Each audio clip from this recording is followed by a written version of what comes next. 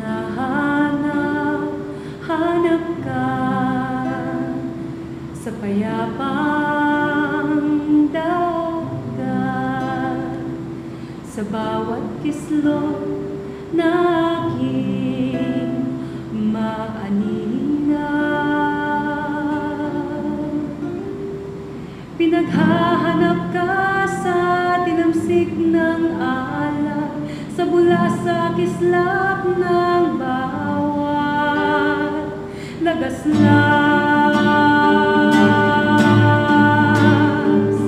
Maging ang buhangin ay pinagtanungan, saan aabot ang dalampasigan?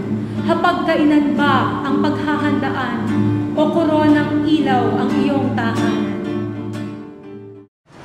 This is to campaign against enforced disappearances and to call for justice. Haplit at hapnot, daluyong ng alon, saliw ng panaghoy sa dibdib ko ngayon. Kung himagsigang may luksang pagbangon, lamunin ang laot ang aking hinahon. Hahanapin kita sa hangin ng mundo. Raymond Manalo from Barangay Buol ng Mangas, Diponso, Bulacan. Ordinaryong magsasaka. I am Aya Santos. Ako si Jigs Clamor. Siya si Diego Gabriel Clamor. Ang nanay niya ay si Dr. Eric Clamor. Ano bang gusto mo? Ako si Wayne Maribel. Taon 2006, February 14, samplitan akong dinukot ng mga military sa paratang na kami daw mag-anak ay member ng New People's Army NPA. My father has been abducted last February 19, 2007. Nanay mo din? Nasaan siya? Ako naman! But then the case of Morong 40 is significant example of continuing violation under this Oakland Bantay.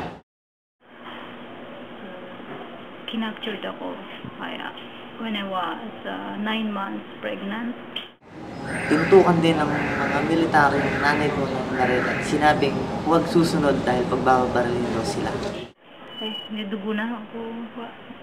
Siyempre, 9 months eh. Oo, talagang ang pinakamasakit, may son na 5 years old. Magpo 5 years old. Pinoint nila ng Armalite. Sinutukan nila. Isa-isa, hindi lang yung anak ko. Pati yung mga bata ng mga estudyante ko doon. Tinuturuan ko bumasa at sumulat. Isa-isa yun. Sinong nanay nyo? Kanino kayong anak?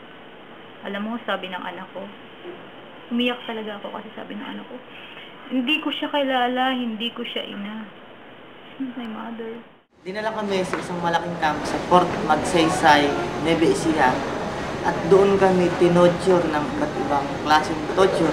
Nag-abot-abot kami doon ng 18 kami mga biktima ng sablita ng pagdukot sa lalawigan ng Bulacan. Magkakasama kami doon sa isang kwarto.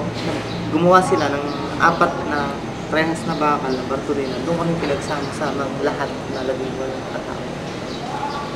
Bali, nagkakakwentuhan kami kasi magkakasama kami halos. Nagkakatanong kami kung taga saan sila, taga saan kami. Nakilala nila kami, nakilala ko sila. Tapos noon, halos salit-salit na rin kami nilang tinototso.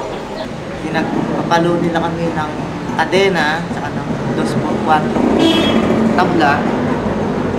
At pinagpapaso nila kami, tinutubig nila yung ilong namin hanggang sa hindi ka makahinga.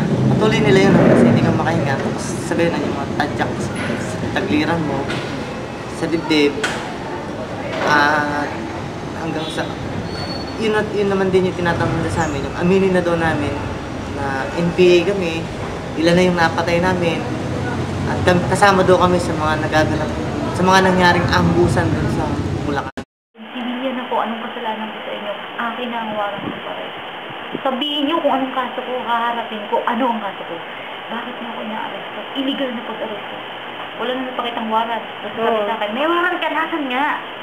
Akin na nga. Ayun, napakita. Tapos nagalit na ang army. Tapos iba't ibang mukha sila, iba't ibang interrogation, walang tulog, walang kain, wala lahat. Tapos pag pinaligo nila ako, pipicturean ako. Mahal ng baby ko.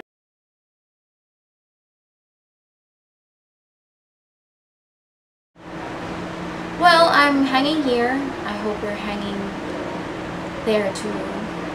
I'm still hoping that you're alive, and well, I'm proud of you.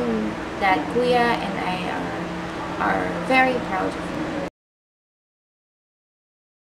It's more important to search and fight for justice rather than just sit and wait for them to come home. Ang gagawin natin dun sa mga bumuli kay nanay? Sinong niloko nyo? Ang bilis nyo nga dukutin! Ang bilis nyo nga arestuin! Ang bilis nyo ididina! Hindi po natin tatandanan hanggat hindi po napamalaya ang ating mga mahal sa buhay. Muli po, isang magandang hapon. Palayain ang mga magagawang pangkalusugan!